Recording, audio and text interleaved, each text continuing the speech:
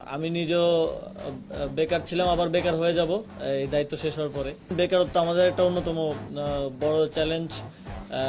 আমি নিজেও বেকার ছিলাম, আবার বেকার হয়ে যাব এই দায়িত্ব শেষ হওয়ার পরে।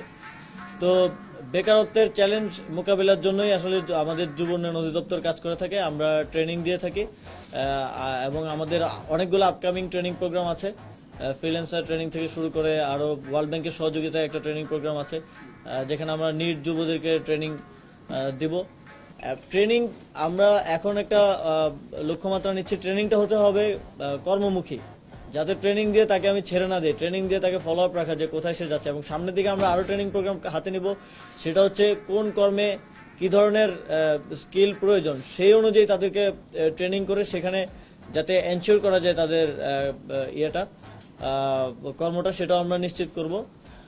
এবং আগামী আমাদের একটা সরকারের একটা লক্ষ্যমাত্রা, আগামী 2 বছরে শুধু সরকারি ইয়েতেই আপনারা জানেন সরকারি বিভিন্ন দপ্তরে এখনো পোস্ট খালি আছে। এছাড়াও আমরা বিভিন্ন দেশের সাথে যখন আমাদের মাননীয় প্রধান উপদেষ্টা কথা বলেন, আমরা একটা সেখানে কর্মসংস্থানের জন্য আবেদন করি। আপনারা জানেন যে মালয়েশিয়া এবং ইতালির একটা প্রসেসও আছে, প্রবাসী কল্যাণ মন্ত্রণালয় এটা দেখে থাকে।